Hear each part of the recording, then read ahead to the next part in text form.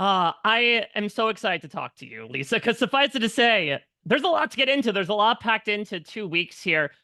I gotta start with where things end here because stunned would be putting it mildly. I'm sure there was so much going through your head as at the same time, all these people that nearly unanimously evicted you are trying to hug you and send you out the door. So now that you've had some time to set on it, talk to me a bit more about what was going through your head as everything was reconciling in those moments.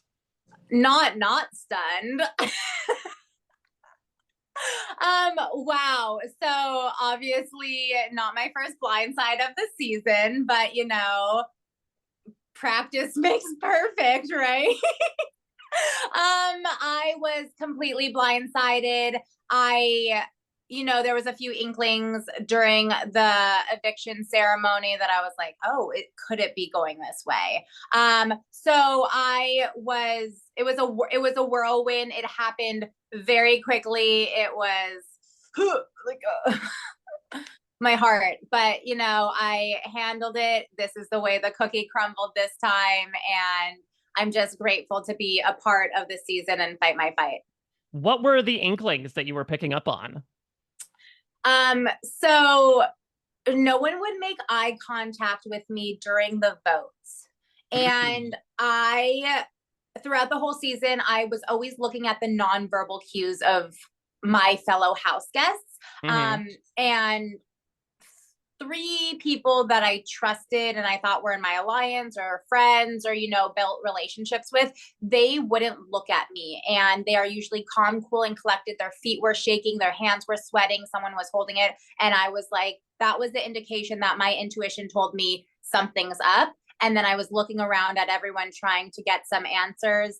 And Tucker was the only one that looked at me and really reassured me, you're okay, you got this kind of thing. So he was playing me till the very, very end. Yeah, so let's get into that. It seems Let's like get into that. you've kind of already been a bit informed by it, it seems, from your tone, but suffice it to say, one of the major reasons why you're sitting talking with me today is Tucker. That it seems like from the jump, literally from the introduction, when you kind of stand up and declare this chef supremacy, it was a grudge that he held through your eviction. And this week, it really was, maybe to your credit, there was a lot of talk about Angela causing too much chaos and would be somebody to go. But Tucker was the one that was really helping to stir the pot in a manner of speaking about, definitely his feelings towards you, his paranoia about the power.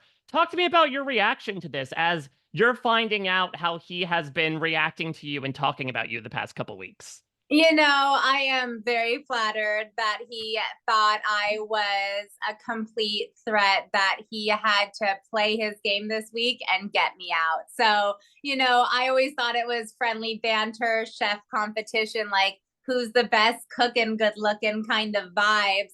But, he took it to a whole new level. We always said that week 3 we would cook together, and he ruined that dream. Well, what I will say as well is that, you were certainly doing some things around the house that, as the vibe curator, maybe did not vibe as well with the rest of the people. Things like sprinkling glitter in their food unprompted, putting, oils on the pillows in the have-not room. And, I think you'll find out over the course of being out of the house that there are certainly some speculations. I mean, you experienced that in the house as well, of people not thinking you were actually a chef. What did you think the perception of yourself was throughout your time in the house? You know what? Perception in the Big Brother house is everything. And the things that make me a professional vibe curator are my vibes, the essence, the zen, as well as the edible glitter. So if those signature things didn't land in the house, they definitely do in the real world. Perception is a crazy concept in the house. Anything can be seen through the Big Brother lens. So I'm not quite sure where that disconnect happened. I was authentically myself throughout the whole time, aside from a few little lies when I was playing the game. I have to, it's Big Brother. But you know what? Everyone, all of the house guests will look for anything to pick apart. And the funniest thing to me was that no one believed I was a chef. And I get to be like, hey, I'm actually a celebrity chef. I own two amazing companies, Plates by Lisa and Batch Best Friend. I wasn't lying to you, but I wasn't telling you the whole truth. I didn't want people to know that I was as smart, dynamic, and well-rounded as I was, and the reasons why. Obviously, that showed in another light during the show, which is why they got me out when they could. So you talk about wanting to maintain the Zen. Let's talk about the biggest challenge to that Zen, perhaps, which is, of course, Angela. And it's so interesting going back to the first week because we see after you win the veto, it sort of seems like you are like the right hand woman of Angela. You're the one that's kind of, meeting with her about what to do. But then there's also a little bit of a conflict that we didn't necessarily get to see from the live feeds on the hammock, where at one point you tell her, like, both inside and outside of this house, due to my own integrity, I cannot associate with you. Apparently, we had heard through hearsay that, like, she called you Tinkerbell at one point. Can you fill us in as to what that argument was about? Because I'm sure it ended up informing the rest of your relationship. Yeah, definitely. That, you know, I mean, she put me on the block week one. I was the first person nominated, the first female nominated. And, I just had to fight my own fight from the get go and survive and play the game in Big Brother House. I wanted to lay low the first few weeks, but, I wouldn't be me if I laid low. So, I'll take it. Tinkerbell's a vibe. So I love that. If that's supposed to be an insult or a reflection of who I am, that means I'm this like cute little fairy that's spreading good vibes and, putting edible glitter on everything. So, I'll own that one. On the hammock, we did have a discussion. I am a transparent person and I stand by my beliefs. After she nominated me on the block and she isolated herself in the house based off of her choices, she wanted to try to align with me.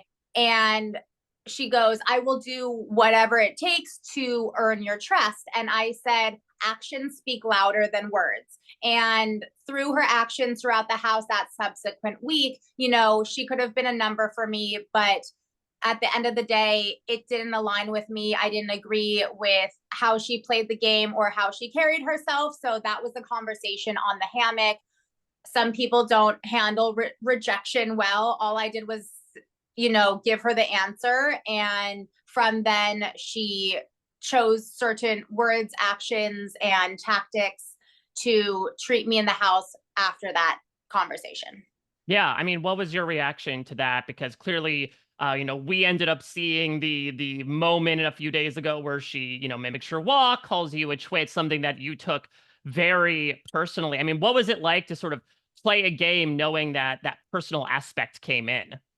You know what? Everyone has their own strategy. We were able to decipher what's gameplay and what isn't. I don't agree with those actions, and to endure name calling and repetitive bullying is a lot. So I had a breaking point. I was steering clear from her and, not engaging because there's energies that I don't align with and I don't want in my force field. So I was maintaining respect in the house, but also honoring my own boundaries that I set. But she took a different direction, and those are her choices.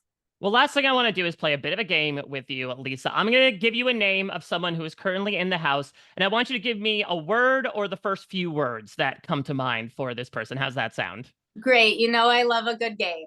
Well, let's start on the train we've been on with Angela. Not my vibe. Brooklyn. Fierce mama.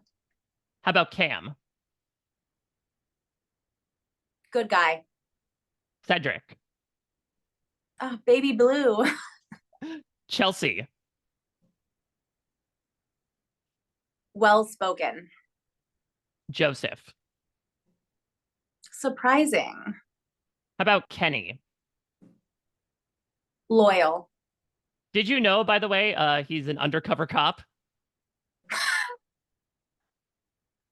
Good for him. Good for him, Kenny. The only one that voted for me. Good cop. Oh my God. I hope he goes far. That's awesome. How about chemo? Oh, he just too many words. He's amazing, and I can't wait to connect with him out of the house. What about Leah?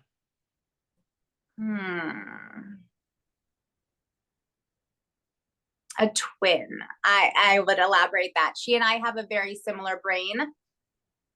And so I kept that very close, but I was also aware of what she could be capable of. So I'm excited to watch what's going on. How about Mackenzie, MJ? My friend. Quinn? Just the best. Good person. Rabina? Just a ball of joy. And T-Core? Like a gazelle. And last and perhaps most interesting, Tucker. Tucker. Tucker. I have more than one word about him. My word would be suave. Like, you did a really good job about being suave and everything. So watch out for him, guys. All right. Well, thank you so much, Lisa, for not only talking with me today, but to your point, bringing your full self, stocking up the pantry with the full Lisa personality over the course of this. Obviously, I wish we were talking in a few months' time, but I'm so happy you stepped into the quite literal kitchen and the BB kitchen as well. And thanks again for being so open with me today. This is a great time. Thank you so much. I'm all about a good time and a good experience inside the house and outside. Thanks for having me. Yeah, of course. All the best to you and yours, and have a great weekend. Bye. Bye.